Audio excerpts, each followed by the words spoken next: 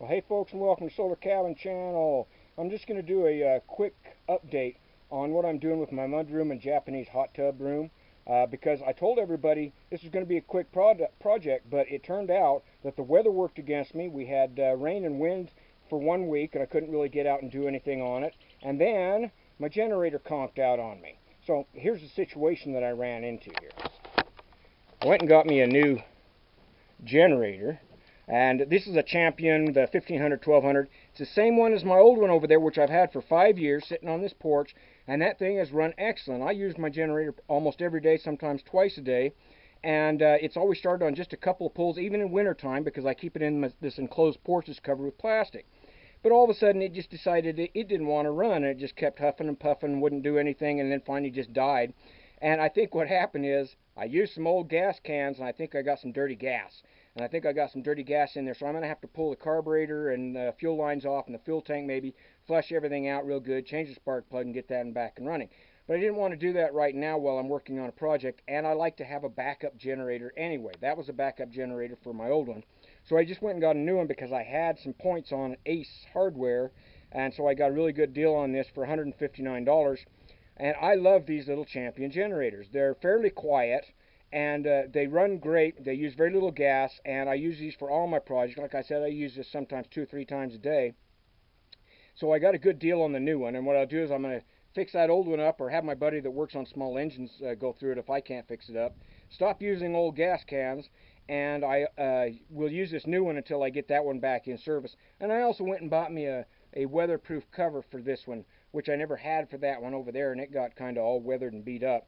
So I'm going to put the cover on this one, and maybe that'll help prevent some of the weathering that happens just from being sitting outside like mine does. Okay, so here's what I'm working on for this mudroom and Japanese hot tub. And you remember in the last video I said that I thought that I would just use the OSB and paint it. Well, I decided that wasn't a very good idea in my weather and climate here. Plus, I hate painting. I was looking at T111 so it would match the siding that I use in my house. I love T111. This has never been painted or stained or anything like that, and it just ages to a beautiful color. But this stuff's so dang expensive, I just wasn't going to waste that much money on a mudroom that's in the back of my house that nobody's going to see. So I went over to Lowe's just to see what they had, because my local lumber companies don't carry a lot of stuff. And Lowe's has a lot of products and a lot of stuff that I haven't even seen before. Now, this is a fairly new product. It's a barnwood-looking siding. It's an MDF product, a lot like the Smart Side products, which is made out of compressed wood pulp, but then they put this, I don't know what the coating is, but it's almost like a vinyl coating that has the grain. It looks like barnwood. You can even say they've got knots and everything else here to make it look like natural barnwood. And it matches pretty much the T111 siding that already has all that natural features to it. And I got a really good deal on this. They had it listed for 20 bucks a sheet, which I thought, well, that's not a bad price. When I got up to the checkout counter, she only charged me $16 a sheet. So I should have bought one more sheet, by the way. And so I thought, well, heck, that's a dang good price. At $16 a sheet, I can go ahead and afford to do that mudroom in some decent outside siding. So that's what I'm going to do. So first thing I got to do is I've got to get this OSB covered. Oh, Tazzy, say hello. And what I'm going to do is I've got a roll of 15-pound roofing felt, also called tar paper. Now, long before they had Tyvek, us old builders, we used tar paper. It serves the same purpose. It's a moisture and wind barrier, and it protects the wood underneath. And then even on fancy houses, what they do is over the Tyvek, they put vinyl siding or something like that over OSB. You know, your expensive fancy house is mostly the shell that you're looking at on the outside. It isn't the materials underneath. They're all built the same way. And most of them use OSB for the exterior siding. So, you know, people get kind of fooled by what's on the outside of a big fancy house. So I've got 3 sheets of that, which is enough to do this side and these 2 sides. I should have went ahead and bought me another sheet because I also need to do the sheet around the door. So what I'm going to do is pull these windows out, wrap the entire structure in roofing felt, tar paper, back, front, the sides, everything like that. That will protect this OSB and create a moisture barrier. And then I will put that fancy wood siding over these 3 sides. I should have probably got one more sheet because I didn't think about it at the time. I needed to do this door side here too. I thought maybe I could get away with just painting it, but that's going to look stupid. So I'm going to go ahead and get one more sheet of that and then cut around the door and have to put that up. So that's my project for this week, is to get that done. And I also need to do my roof, and I need to pick up some more 2x4s. Now, I had a guy come on my forum and try telling me I was doing everything all wrong. Should have done this and I should have done that. Well, sometimes when I'm making my videos, I talk about things out loud, and then I end up changing my mind of how I'm going to do stuff. So, you know, sometimes that happens, and the feedback I get is kind of funny from people that want to tell me how to build things. And just so you know, I probably built more houses than that guy has lived in, and there's 60 plans on my projects of client cabins on my website if you want to go look at them that people have built for my plans. So, you know, I do know how to build. But it was kind of funny giving me feedback on my forum. Anyway, what I need to do, another reason that I had problems with this construction project is I went and got lumber from my local lumber mill, local lumber place. And this is what some of the stuff that I got. Look how crooked that sucker is. And I had like 4 of those 2x4s that I bought that were just as bad or warped as it could be. And they were no good to be used on the wall project. So I threw them to the side, and I'm going to use them on the end. Now, one of the things that I've always talked about, and I said in this last video, was I needed to add in some braces. And one of the braces that I need to add in is called a California corner brace. Let this settle there. And what I'm going to do is I'm going to take one of those crooked warped 2x4s, because it's not going to be holding up any weight. The 2x4 is already here holding up the weight. And I'm going to put that in here so it'll sit right in here against this 2x4, and it will stick out about an inch past this other 2x4.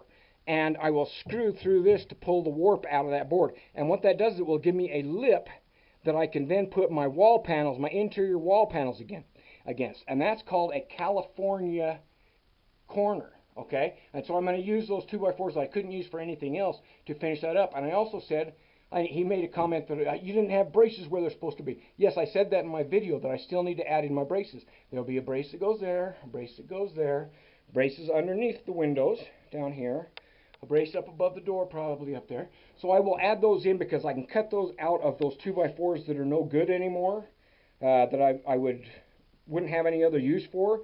I can cut them down for braces, because it doesn't matter whether they're straight as long as they're just a brace holding up the wood underneath. So that is the plan of what I'm going to be doing with this room, and I will get my braces and everything in.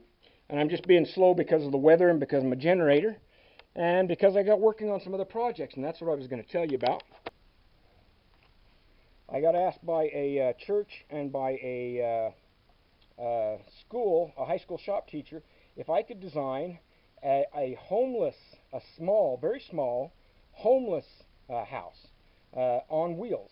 And they need something that they can use like in a church parking lot, or something like that, that they can move around, that a couple people can just move around when they need to use it, if they have an emergency where a lot of people are homeless, or if they just have their regular chronic homeless people that need a place to stay. So I've been working on a couple of different designs, and I've got the designs about done, and then I'm going to start working on the plans. So let me show you. I'll give you a preview of what those are going to look like, and, you know, just some ideas. And, you know, these are things that I do. I don't charge these groups anything to do this sort of work. I just do it, and then I give them the plans. And then I'll make the plans available on my website, too, so that's how I get compensated for the time and work that I do. So let me walk you through this preview of these really tiny, one's a cabin and one's a Vardo style, and they're very small, designed to be either built on a trailer or on wheels. So let me show you the preview of those. Okay, folks, I got asked by a pastor of a church and a shop high school teacher if I could design a very small housing unit that could be used like in a church parking lot for the homeless that come to the church that need a place to stay, or in an emergency situation if they have a bunch of homeless people that suddenly lose their houses and they need a place to put them up. So they asked me if I could do this small. It has to be on wheels that could be moved around in a parking lot without a trailer, hopefully, because trailers are expensive. And they wanted to keep the price down as much as possible. So I decided, after several designs, what I came up with is both a Vardo and a cabin style design.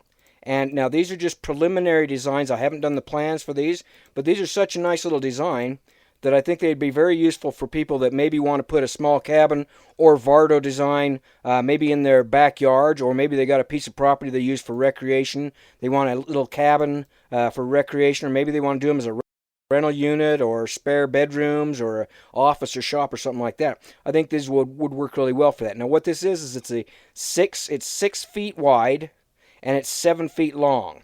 And the reason I'm doing that size is because that's easy for one person or two people to push around in a parking lot. And you can see I've got this on casters. These are 8-inch heavy-duty casters underneath this frame so that this could be glided around and moved in place. You could have several of these in a church parking lot and just move them in places you need them. So I'll just kind of walk you through this, how I've got it set up. And I've designed this several different ways here. Take the framing off here. Now I got to hide some stuff because I've got this set up for different ways I would use it. Okay, the basic design would be a 2-person or 1-person cabin style homeless house or whatever use you're going to use it for.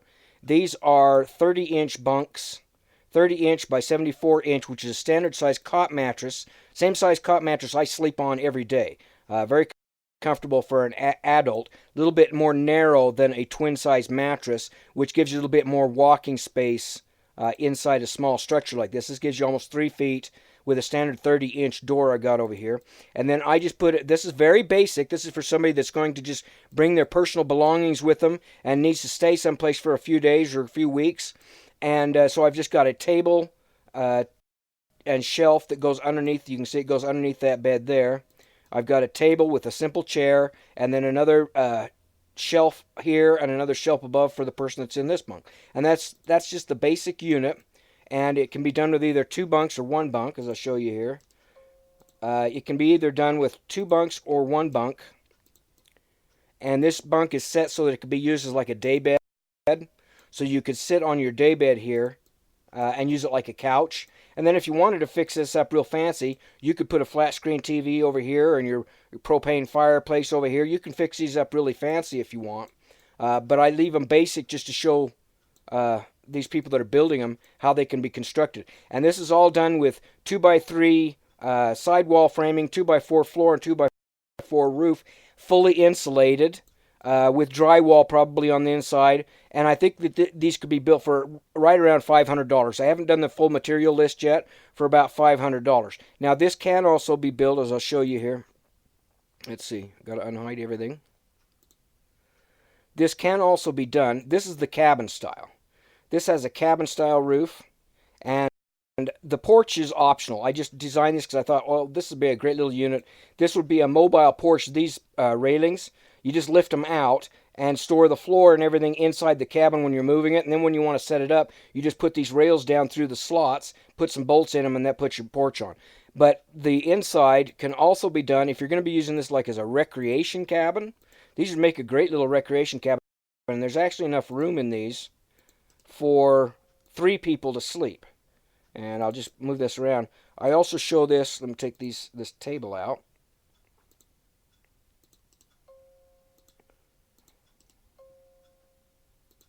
This can also be done for a recreational cabin or a fishing cabin, you know, whatever. Whoops, I still got my chair in there. Take the chair out. And now you can see that you could actually, there's enough room in there that you could put one of the small wood burner stoves in here. And I would probably remove these shelves. I don't show them removed. I would take these shelves out and just have a shelf over the beds here, not behind the stove. But I haven't done that yet. Some of the detail work I haven't got done on this yet. So here you've got room for a small wood burning stove, 2 bunks. And if you don't have the wood burning stove, you've got this space in here. If you've got that desk in instead, you've got this space in here that somebody could lay a sleeping bag and mattress pad. And so you could actually sleep 3 people. There'd be enough room here for a 3rd person to sleep with 2 in the bunks. That's pretty good in a 6 by 7 foot house. That's 42 square feet you're sleeping 3 people in. Okay? 2 people would be very comfortable. Be a great space for 1 person, single person. Now, that's the design. I'm still working on all the details and the plans. But I also have this done in Vardo style. And that's this design here, which I did in a Vardo style roof. And I still haven't got the roofing material on this, but you can kind of see how it's coming along. It's going to be built. And I call this in the little caboose. because it reminds me of the caboose on a train with the platform off the back of it there. And this is the same exact cabin. The only difference is with the Vardo roof that I put on here. Now these are designed for generally off-grid living. You would bring your camping supplies, and you'd use your camping supplies while you sleep and stay in the cabin. It gives you a nice, secure, safe place to sleep. You would use a honey pot, or what they call a 5-gallon bucket toilet. You'd use an outdoor shower, which you can buy those outdoor showers that are rechargeable. You just drop them in a bucket of hot water and shower, and you do that outside. Excuse me. And so these would also be great if you wanted to take this camping. If you put it on a trailer, or if you have a backyard that has a nice little spot where you want to camp, or on your property, your land that you have a place that you want to camp, put your picnic table out here, put your barbecue out here. You got space there for a couple people to sleep. You could use it as a rental unit. You could use it as a mom-in-law place, or just extra bedrooms. Because it's on wheels, it can be easily moved around in your driveway. And again, this is just the here you can see how I did the Vardo rafters. I've got the rafters, and this makes it much easier to build these, I think, than a lot ways I'm seeing a lot of people trying to build them. And again, the inside, I'll just show you real quick. Without the stove, which you really don't need a wood stove in a little teeny house like this. It'd probably be overkill. Small propane heater in wintertime if you're going to use them in winter. If you're using them seasonally, you probably don't need any heat source at all. So here's what I was telling you. There's enough room in here. If you fold this chair up and put it against the wall, hanging on the wall, then you've got all this room underneath this counter. You've got 3 feet of space in here that you could put another mattress pad and sleeping bag. So you could actually sleep 3 people in this 6 by 7 foot cabin. 42 square feet. And I think I can get this built for under $500. Not counting the deck and porch. Not counting the doors and windows, which I think you should always recycle doors and windows. Don't go buy those new. But just for the structure itself, completely sided, insulated, and everything like that. I'm not sure about the roller casters, how much they're going to cost. But for the structure itself, I think I can do that for under $500. So that's what I'm working on right now. And I'm hoping to have the plans done by the end of next week, maybe. I'm juggling this between my project, working for them, and working for everybody else, trying to get this all done. Plus doing my regular chores and things that I have to do. So that's a really nice little project, either a Vardo or a cabin style 6 by 7. This could be built on a trailer. It could be built on skids. It could be put on a temporary foundation, or it can be built on these casters like this. So I'll explain all that when I get to the plans. Alright folks, so that's what I've been working on. Hope you like those designs. As always, go by my website, simplesolarhomesteading.com. Check out the other plans and videos and things that I'm working on. Thanks everybody, and have a great day.